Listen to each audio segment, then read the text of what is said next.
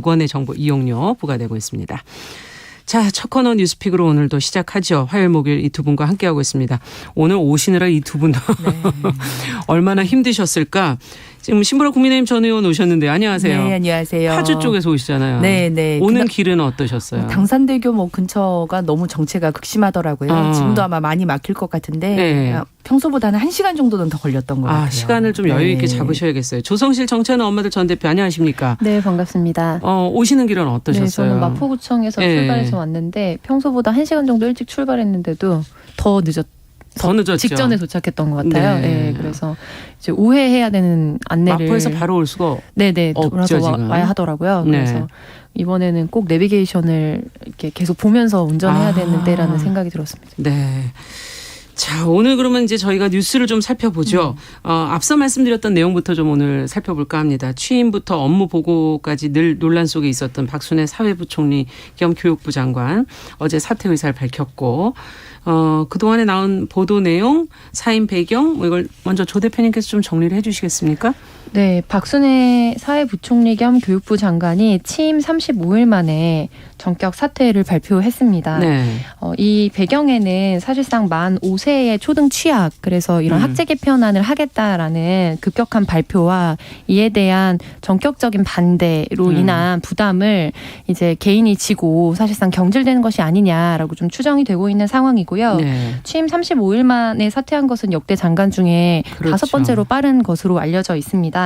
그래서 교육부 같은 경우에는 현재 이제 국가교육 책임제라는 이름으로 뭐 학제 개편, 유보 통합, 기초학력 보장 이 세 가지의 문제를 해결하겠다면서 만 5세가 학교에 입학할 수 있도록 하는 학제 개편안을 하겠다고 발표를 했는데요. 네. 그러니까 이거의 바탕에는 이제 업무보고 당시에 박순애 장관이 이와 관련된 임기 내 학제 개편과 관련된 아이디어를 냈을 때 윤석열 대통령이 초중고 12학년제를 유지하되 취학연령을 1년 앞당기는 방안을 신속히 강구하기 바란다라는 지시가 있었어요. 네. 그래서 이러한 모든 것에 있어서 좀 대통령의 책임도 좀 요구되고 있는 상황이고 결론적으로는 교육부 장관은 사퇴했지만 이 사안에 있어서는 공론화를 이어가겠다라고 지금 입장을 가지고 있는 상황이거든요. 예. 그래서 이거에 대해서 반대해왔던 뭐 교육계라든지 시민사회 단체 학부모들은 사실상 이거는 공론화가 필요한 것이 아니라 전격 정책을 철회해야 하는 상황이다라고 요구하고 있는 상황입니다. 네.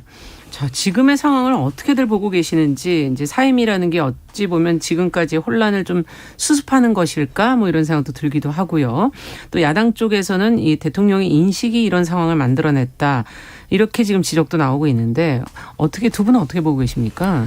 우선 박순애 장관이 발표했던 취학연령 하향 이 정책은 시급성이나 대표성, 뭐 타이밍, 절차, 소통 모든 면에서 부적절했고 낙제점이었다라고 평가를 하고요. 네. 그렇기 때문에 이 상황에 대한 책임을 질 수밖에 없는 구조였고 35일 만에 교육부 장관이자 또 사회부총리라는 또 어떻게 보면 임무가 막중한 그렇죠. 직역인데 이 장관이 사퇴하게 된 것은 초유의 일이지만 사실상 대통령이 경질한 것이란 분석이 많고 저는 휴가 후 일성으로는 잘한 결정이라고 생각을 합니다. 특히나 이제 대통령 지지율이 20%대로 더 떨어졌고 이 과정에 대해서 여당과 내각, 대통령실의 삼박자의 문제가 계속 지적이 되어 왔잖아요. 네. 지금 여당 같은 경우는 그래서 최고위가 이제 지금 사퇴를 하고 비대위로 전환하는 과정에 있고 대통령실 참모진에 대해서 그래서 일부 경질이 좀 필요하지 않느냐라고 나왔었는데 저도 그래서 청와대 참모진에 대한 어떤 대통령실 참모진에 대한 일부 경질이 있지 않을까 생각을 했지 내각의 장관 경질까지 단행될 거라고는 저는 조금 생각을 안 하고 있었는데 이 대통령의 입장에서는 이 상황을 굉장히 위기 상황으로 엄중하게 인식하고 있구나라고 저는 보여졌습니다. 왜냐하면 특히나 대통령실 참모는 그냥 임명을 하면 되는 거지만 장관은 이번 박순애 장관 같은 경우는 물론 여러 가지 뭐 과정상의 그렇죠. 논란들이 좀 있으면서 인사청문회를 거치지 않은 장관이긴 하지만 그래도 장관이기 때문에 가장 강도 높은 검증을 거치는 건 사실이잖아요. 네. 그럼에도 불구하고 이 같은 경질이라는 결정을 한 데에는 위기 상황이라는 인식이 굉장히 컸다고 보여지고요. 저는 야당에서 뭐 꼬리 자르기 아니냐 결국 장관 경질하면서 그렇지만 네. 저는 오히려 전면 돌파적인 단행이었다라고 평가를 합니다. 왜냐하면 네. 다른 사람도 아니고 사회부총리를 사실상 35일 만에 경질한 것 그 자체가 대통령도 갖게 부담을 되는 지게 되는 부담이 거다. 있잖아요. 그런 부담을 감안하고서도 내린 결정이기 때문에 이 이후에도 어떤 인사상의 여러 조치나 혹은 네. 변화들이 있지 않을까 그렇게 예상을 해봅니다. 네, 조 대표님께서는 어떻게 보십니까? 네, 지금 신보라 의원님께서 말씀하셨던 이 상황을 위기 상황으로 인식했다라는 부분에 대해서는 저도 내부에서 아마 그렇게 판단을 했기 때문에 장관 경질이 이루어졌을 거라고 보고요. 다만 그에 대한 대처는 부적절했다고 봅니다. 왜냐하면 첫 번째로 지금 이번 장관 같은 경우에는 예. 이제 능력주의를 기조로 한 인선이라고 계속 강조해 오면서 이제 도덕적인 문제라든지 아니면 본인의 논문이라든지 뭐 갑질 논란 여러 가지 전문성에 있어서도 사실 리스키한 여러 부분들이 있었음에도 불구하고 이제 청문회도 없이 단행을 했고 게다가 이번에 어떻게 보면은 지난 정권들과 다르게 교육부 장관으로만 오롯이 서 있는 것이 아니라 사회부총리까지 겸임하는 역할이었거든요. 예. 그런데 이제 취임 이후에 대통령이 언론과 야당의 공격을 받느라 고생이 많았다라고 전격적으로 사실은 교육부 장관을 이렇게 편에 서주는 발언들도 해왔기 때문에 이 부분에 있어서는 이게 박순애 장관만의 어떤 실수나 잘못이 아니라 정말 여기에 대해서 임명권을 가지고 있는 대통령의 불찰과 그리고 더불어 이 부분에 있어서 교육계에서도 사실 굉장히 놀랐던 것으로 알려져 있거든요. 그러니까 교육부 담당자들도 이것에 대해서 이렇게까지 빠르게 논의가 될 것으로 예상하지 못했을 것이라는 것이 중론입니다. 그래서 업무보고 당시에 박순애 장관의 일정 부분 좀 돌발적인 어떤 발언이라든지 이런 거에 있어서 대통령이 굉장히 구체적으로 지시를 내렸어요. 그러니까 취학 연령을 1년 앞당기는 방안을 신속히 강구하라. 네. 그래서 굉장히 여기에 대해서 좀 급하게 지금 이렇게 어떤 추진이 됐던 것이기 때문에 이 부분에 있어서 국민적인 혼선을 일으켰던 부분에 대해서 사과를 해야 하는 것으로 저는 보고요. 첫 번째 책임을 지는 자세라는 것은 네. 두 번째로는 이제 후임 인선이 문제입니다. 예. 그래서 교육부 장관의 지난 청문회 없이 좀 통과가 됐기 때문에 35일 만에 경질이 되고 두 번째로 다시 누구를 임명할 것인가 이 인사청문회가 굉장히 큰 혼선을 빚을 것으로 보이거든요. 근데 이제 경질을 했다는 거는 누군가를 염두에 두지 않고서는 사실 일어날 수 없는 일인데 예를 들면 적절하게 국민 눈높이에 맞춰서 정말 야당하고도 협의하면서 사실은 좀 신뢰를 회복할 수 있는 누군가가 지금 준비되어 있지 않는 상황이라면 사실상 이미 굉장히 불협화음과 많은 문제를 일으키면서 장관 단행을 했기 때문에 이 정책에 대해서 철회를 하고 그렇다면 이 부분에 대해서 중장기적으로 어떻게 플랜을 가져갈 것인지 왜냐하면 이 안이 사실은 굉장히 초등학령이 이제 15년 내에 50% 미만으로 학령 인구가 줄어듭니다. 그렇죠.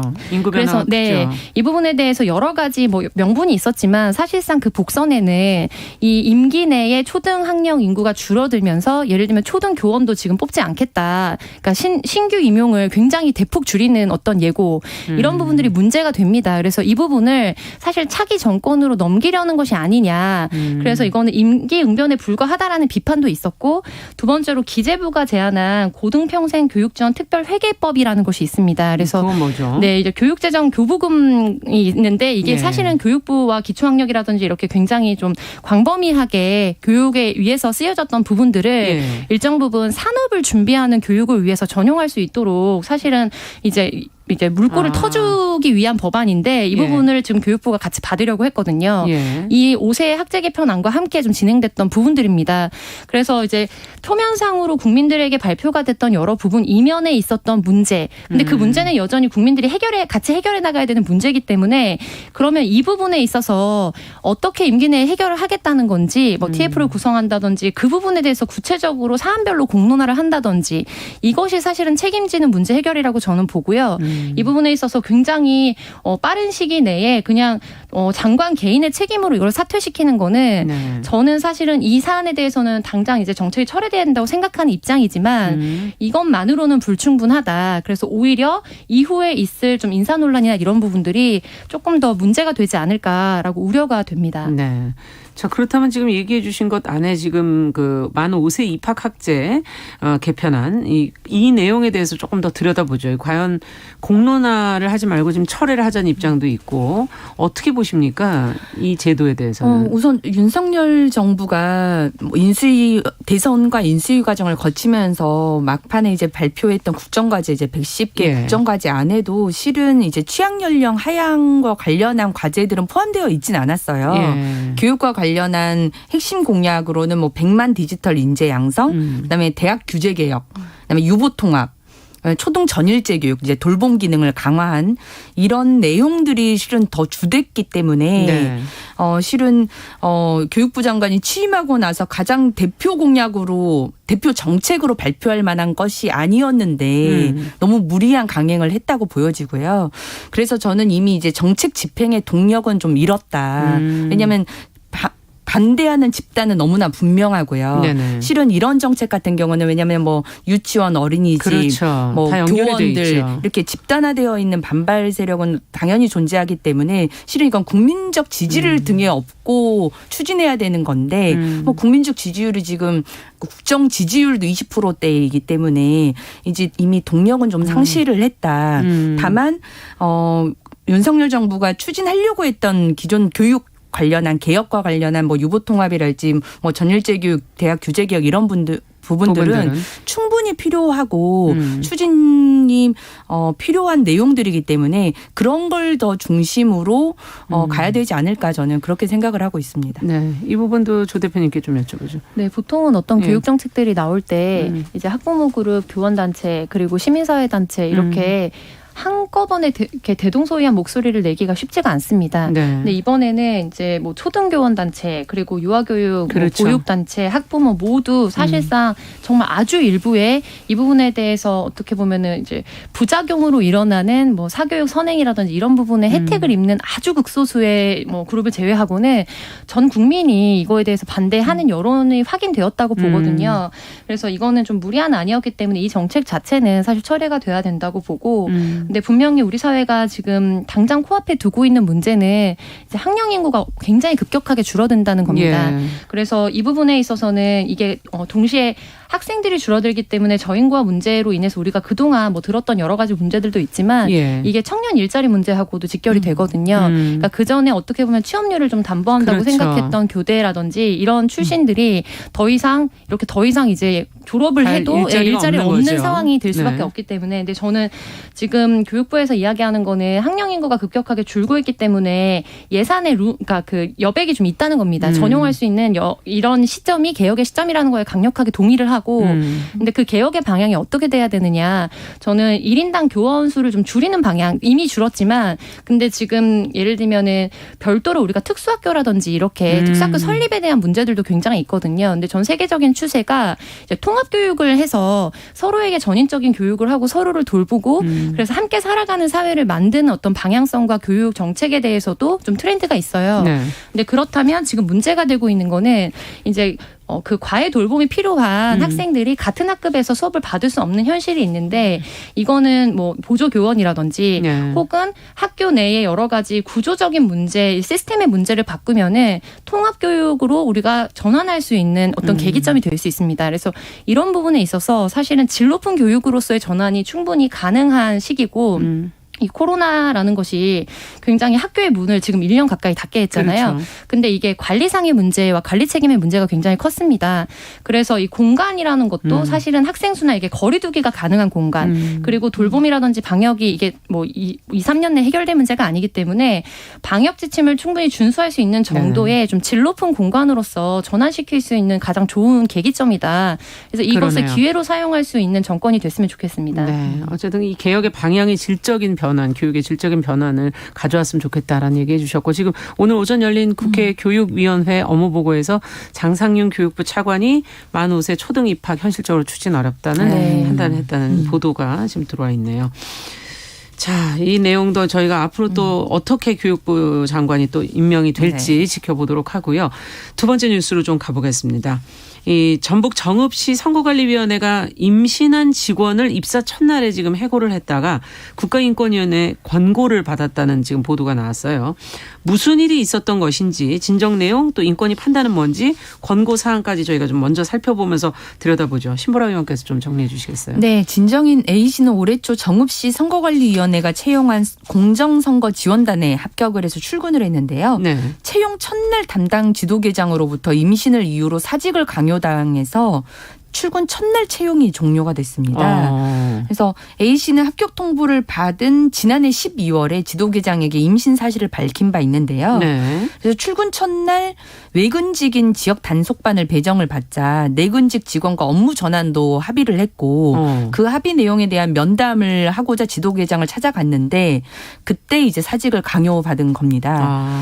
해당 선관위는 임신 중에 선거지원단에 과중한 업무를 수행하기 어렵고 6월 지방선거가 임박한 시점에 출산 예정일이 겹쳐서 근로계약 기간을 충족하기 어려웠다. 그리고 코로나 백신도 1차 접종밖에 하지 않아서 감염 위험성이 높다. 그리고 자의로 사직서에 서명을 했다. 그렇기 때문에 사직 강요가 아니다라고 해명을 했는데요. 하지만 인권위는 임신 중인 진정인이 해당 업무를 수행하기 어렵다고 하는 그 자체가 주관적 판단일 뿐이다. 그리고 임신부가 근로기간을 유지하기 어려운 상황이 발생돼도 그거는 그 공백은 사용자가 해결해야 될 문제지 네. 누군가의 책임을 떠밀는 문제가 아니고 근로자가 모집 채용 과정에서 임신 사실을 고지할 의무도 없다라고 이제 판단을 했습니다.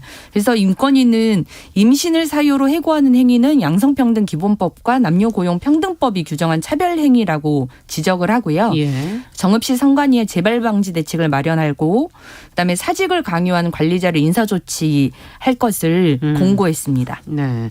지금 이제 이것이 또 국가기관이기 때문에 이제 뭔가 좋은 본보기를 좀 보여야 하지 않았을까 하는 그런 생각들을 하게 되는데 두 분은 어떻게 보시는지 조 대표님께서 이 뉴스 들으시면서 어떤 생각이 드셨어요? 네. 저도 사실상 부당해고에 해당한다고 보고요. 그러니까 보통 인권위에서 어떤 권고가 내려가면 그게 이제 뉴스가 되고 나서 실질적으로 권고이기 때문에 그렇죠. 정말 집행이 되고 징계가 되기까지 이루어지는 경우가 또 많지 않은 경우도 있습니다. 그래서 이번 사안 같은 경우에는 좀 끝까지 관심을 가지고 이 부분에서 공공기관에서 다시는 이런 일이 일어나서는 안 된다는 것을 좀 보여줄 필요가 있다고 봅니다. 그래서 이 사안에서 좀 문제가 됐던 거는 이제 주관적인 판단이었다라고 인권위에서 판단을 한 것처럼 그러니까 예를 들면 1년을 뭐 계약 기간을 했는데 계약 기간 내에 선거 기간이 임박해 있기 때문에 이제 중간에 공백이 생길 것을 우려했다는 거잖아요. 그렇죠. 근데 이런 것을 위해서 우리가 뭐 법적으로 좀 보장되거나 혹은 시스템을 마련해 가고 있는 것이 대체 인력 제도입니다.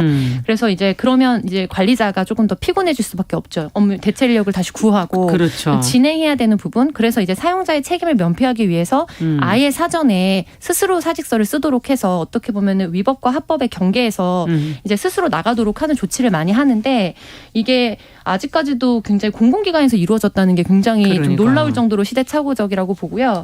다만 좀 문제가 되는 거는 지금 이번에는 공공기관에서 일어났지만 큰 틀에서 평균적으로 보자면 공공기관이나 교원 같은 경우에 비해서 이제 주요 대기업 그리고 사기업이라든지 중소기업으로 내려갈수록 급격하게 대체 인력을 쓰기가 어렵고 그렇기 때문에 육아휴직이나 이런 부분을 쓰지 못하고 그냥 스스로 사직하게 되는 경우가 급속도로 많아집니다. 그래서 여전히 그건 우리가 좀 갖고 있는 문제인데 그래서 정부나 고용노동부에서도 이제 대체 인력 풀이나 이런 거를 좀 시스템으로 만들려고 많이 노력을 해왔지만 여전히 역부족한 상황이에요. 그래서 이 부분에 대해서 우리가 좀 예산을 많이 투여하고 이것을 사용자들도 좀 사용하기 편하도록 그래서 오히려 이런 상황이 생겼을 때 사용자의 책임이나 이런 부분 면피성인 어떤 그런 변명할 거리가 없도록 만드는 것이 우리의 정책적으로 좀 가져가야 될 제도적 뒷받침이 필요하다는 방안이라고 봅니다. 말씀이시네요. 신보라 의원께서는 어떻게 보십니까? 네, 저도 지역에서 선거를 지금 몇 번이나 이제 치러봤기 때문에 이 공정선거 지원단의 업무를 좀 잘 알아요. 왜냐하면 저희를 이제 선거 활동을 하는 사람들을 감시하고 위법한 행위가 있을 때 이제 그런 것들을 적발하고 단속하고 그다음에 선거 활동에 하는 내용의 이제 규정들을 알려주거나 행정 보조적인 업무를 수행하는 것이 바로 선거 지원단의 업무고요. 정규직이 아닙니다. 네, 정규직이 아니라 선거를 일정 정도 임박했을 때 그런 것들을 관리하기 위해서 임시직으로 채용을 하는 거거든요.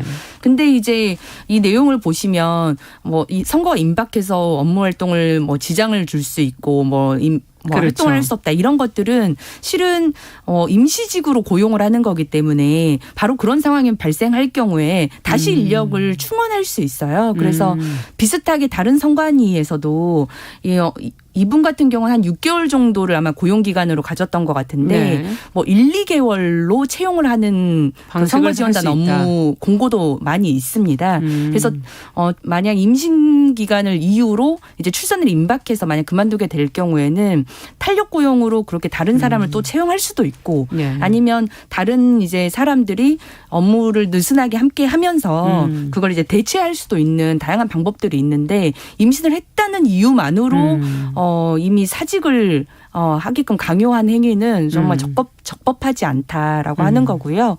그리고 여전히 우리 사회에서 면접 채용할 때 면접 시에 뭐 육아랄지 결혼 유무를 묻는다든지 뭐 그런 행위도 계속 있어 왔고 그 인권위에서 발행한 결정 내 집이라고 이런 결정을 한 사례집에 따르면 임신을 한 이유로 2021년도에 발행한 책자에서도 임신을 이유로 한 차별 행위들이 몇 가지 있었는데요. 말하자면 교원 성과평가 시에 육아휴직자를 상대로 감점을 주도록 하는 행위랄지 아니면 그 육아휴직 후에 시간을 이유로 그 시간을 쓰기 위한 행동을 했더니 이제 고용을 계속 유지하지 않도록 잘라버리는 이제 그런 행위들도 있었기 때문에 여전히 우리 사회에서 그것도 국가기관에서 벌어진 일들이거든요. 그러네요. 이런 일들이 여전히 비일비재하다. 이런 부분에 대한 시정이랄지 교육이랄지 이런 것들이 계속 필요해 보이는 건 사실인 것 같습니다. 사실 이렇게 된다면 누가 또 아이를 낳으려고 할까. 출생률의 문제를 또 얘기 안 할 수가 없고 그 부분은 저희가 오늘 시간상 더 이상 얘기할 수는 없겠네요. 앞으로도 그 부분 고민을 하면서 같이 또 논의해 보겠습니다. 뉴스픽 조성실 정치하는 엄마들 전 대표 신보라 국민의힘 전 의원 두 분과 함께했습니다. 조심히 돌아가시기 바랍니다. 감사합니다. 네, 감사합니다. 자, 정영실의 뉴스 브런치 1부 마치고 잠시 후에 돌아오겠습니다.